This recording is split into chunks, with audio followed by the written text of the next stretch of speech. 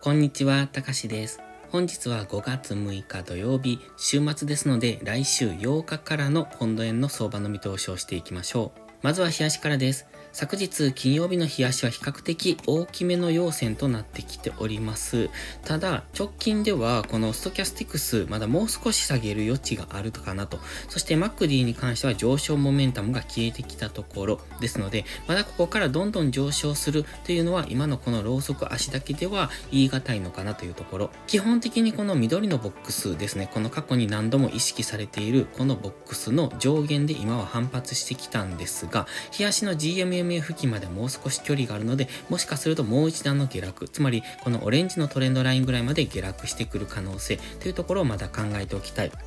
ストキャスティクスが明確にゴールデンクロスして上昇に向かえば、もう少し上昇するんでしょうけれども、ただここ直近の高値というところで 172.2 付近っていうのは意識されてくると思いますので、そこまで上昇するようなことがあれば、そこでダブルトップでの下落になる可能性というところも考えておきたい。そして現在地から月曜日また再び下落に入るのであれば、GMMA 付近までの下落、ちょっと深めの下落ですね。その辺をイメージしておくのがいいと思います。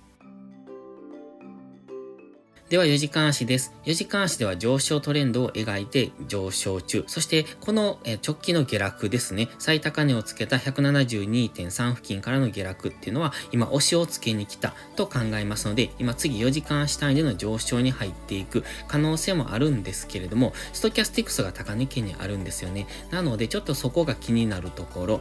で、イメージ通りに上昇はしてきたんですね。この緑ゾーンぐらいからの反発を考えているっていうお話はしていたと思うんですが、深く押せばこのオレンジのトレンドラインぐらいまで、浅めの押しだったらこの緑丸のところからというところで、今、理想のところから反発はしてきてくれたんですね。ですので直近高値を超える可能性もあります。ただ、超えたとしてもどんどん上げていくというわけではありませんので、ここでの先ほどダブルトップになる可能性っていうのを喋りましたが、このダブルトップの右肩がこの直近の高値を超えるけれども、ヒゲで戻されたりとか、そういうわずかながら高値は更新してきたけれども、明確に超えられずに下落してきたみたいな、そういう動きをする可能性が高いとは考えます。ですので今結構強めに切り返してきてますので、このままスルスルと上昇していく、週明け上昇する可能性はあるんですが、ストキャスティクス高値圏にありますし、過去のこの高値圏からのデッドクロスっていうのを見てますと、この辺りからの下落になるんですね。あとはここですとこの辺りですよね。ですのでここからどんどん上昇していくというよりは、一旦直近の最高値を目指す動きをするかもしれませんが、天井も近いんだというところは念頭に置いておく。ストキャスティクス高値圏に入っているときは、ここから次の下落っていうのに警戒しておくので、もし上昇を狙うのであれば、1時間足のストキャスティクスが安値圏から次の上昇に向かうタイミングみたいな、そういうところを狙っていく。4時間足単位ではもうここからのロングエントリーは優位性がありません。ただし基本的には今上昇トレンド中ですので、値頃間での逆張りは危険ですので、特にポンド円なんかは動く幅も大きいですので、値頃間で今ストキャスティクスが高値圏に入ったからここからショートだみたいにやっていくと、どんどん上昇していく可能性もあります。ストキャスティクスに関しては高値圏に入ったら必ず下落するんじゃなくって、ここで張り付くっていうこともあるんですね。それはトレンドが強い時はそういうことを起こしますので、それを考えても今ストキャスティクスが高値圏に入ったからというその理由だけで、ショートエントリーっていうのは危険ですので、基本的には今上昇トレンド中ですので、その流れに乗っていく。ただ大きな挑戦の下落がそろそろ来てもおかしくないなというところまでは上昇してきているというところですので、どんどん上昇を狙うっていうイメージではないというところは念頭に置いておいてください。では1時間足です。1時間足では直近の高値、戻り高値の緑丸のところをわずかに抜けてきました。ただ現在は直近の高値から木曜日の安値に引いたフィボナッチリトレースメントの 61.8% というこの白いラインですね。この辺付近で今反発をしてきてます。で、ここから反発して大きく下落するのか、現在地付近で張り付くのかっていうのを見ておきたい。で、張り付くのであれば小さくレンジを描いてきますので、そのレンジ加減からの上昇っていうところの流れを狙っていきたい。もし比較的大きめの値幅で下落するのであれば、次は1時間足の GMMA が今上向きになってきてますので、この GMMA でサポートされるかどうかっていうところを見ておきたい。サポートされないのであれば下抜けますので、先ほど日足で言っていたオレンジのトレンドラインぐらいまで下落をする可能性は考えておきたいんですが、